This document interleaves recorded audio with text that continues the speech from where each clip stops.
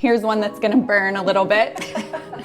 Just because you spent $50,000. Hey everyone, welcome to another episode from the Deep Creek Collective.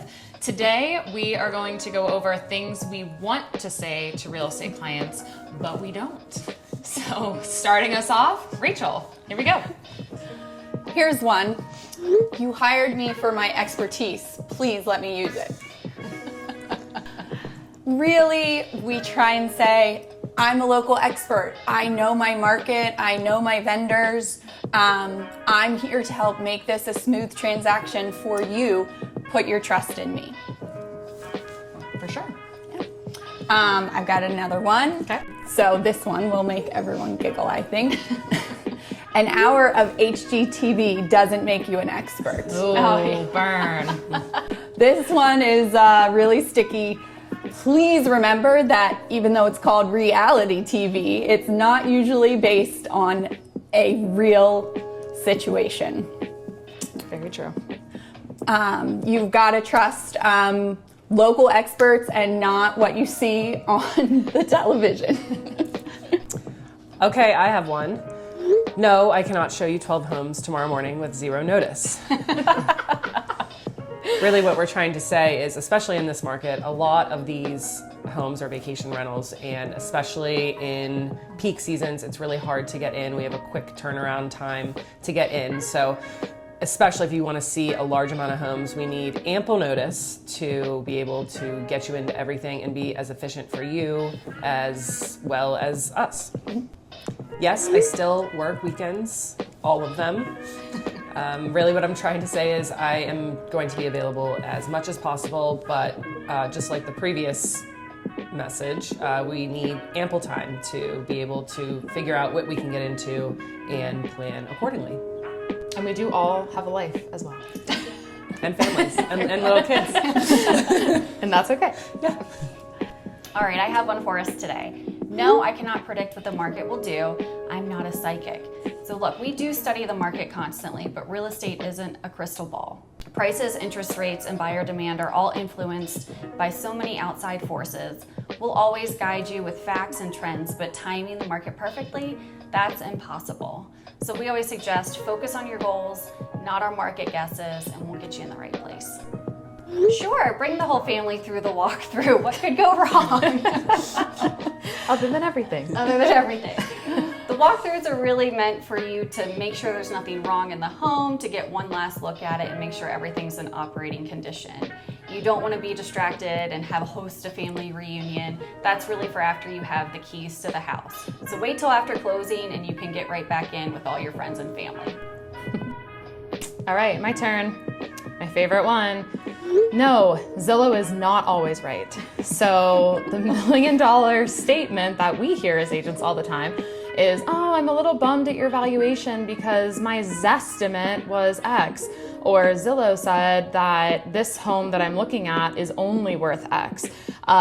Please trust us and the data that we put in front of you and not Zillow. Zillow, Realtor.com, Homes.com, they're all automated sites. So their data is pulled from a million different places, some accurate, some inaccurate, and it's already been proven that most of their estimates are drastically wrong to the tune of, I think the last time we checked was like 47% of the time. So please, okay? And let's see, another one. Yes, your cousin might be a great agent, but I'm better. So I know that a lot of times we work with clients where they have people in their family or their immediate friend group who are also agents in other areas. While I'm sure they are phenomenal in their markets, every market is so vastly different. So it's very critical to listen to a local agent, truly local. The example I give all the time is I have the ability legally to sell in Ocean City, Maryland. I would never do that because that would be doing a major disservice to my clients. I have no idea what the Ocean City market is like, what their strategies and techniques are. So keep that in mind and trust your agent only. Okay, round two. All right, taking it away. Yes, I saw that listing already. It's literally my job. really, we study the market constantly. We are always in touch with what is happening, any new listings, and oftentimes because we are such a great local group, we know that listings are coming on the market even before they hit. Very true. So here's one that's gonna burn a little bit. Just because you spent $50,000 on that kitchen in 2004 doesn't mean it's worth $50,000 today. Sorry. Market trends and buyer taste change drastically and oftentimes really quickly. So it's just really important to stay up to date with current market trends, and you can't go back 20 years. Sorry. Yep. That one stings. Okay, I promise I want to sell your house more than you do. It's the only way I get paid. Really, I'm fully invested in getting your home sold, and I share your sense of urgency, so we are in this together. Absolutely. You can't buy champagne on a beer budget, but I'll try. Your vision is amazing, and while we need to balance that with the budget, I'm confident you can find something that you'll love.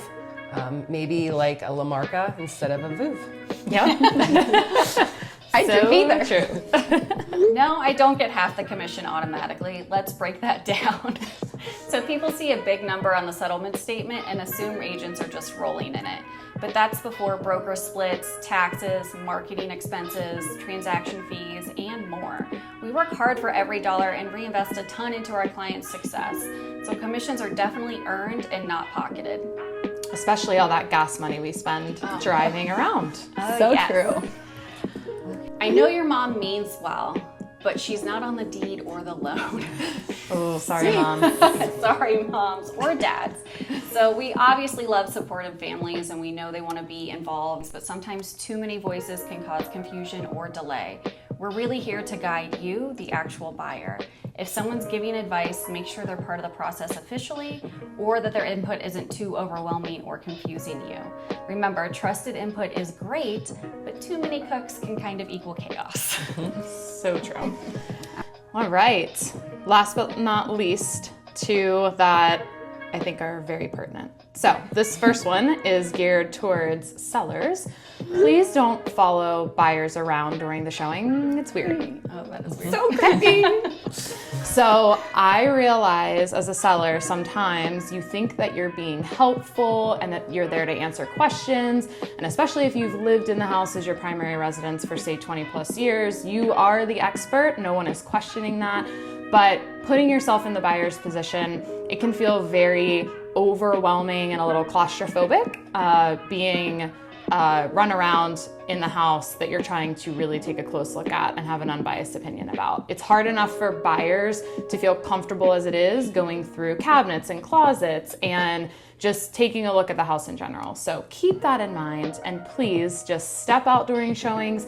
If they wind up being interested in the house, you will have a chance to tour it with them and go through all of those specifics. So, and I think the last but not least, lowballing by $150,000 is not a negotiation tactic. Ouch. It is an insult. So this one, I will say that this is just an example. So there might be listings where coming in $150,000 could be appropriate, but 99% of the time, that's not going to yield a successful result. So again, please, please, please trust your agent. Hopefully it's one of us to guide you through the process.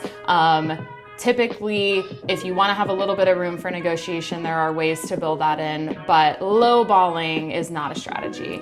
It is only going to massively tick off homeowners and sellers and not yield a favorable result in the end. So, Thanks for tuning in to another episode from the Deep Creek Collective. Real estate comes with a lot of big emotions and sometimes big personalities. So remember, if we ever pause before we answer, it's because we're running through a filter. But don't worry, we'll always give it to you straight with love.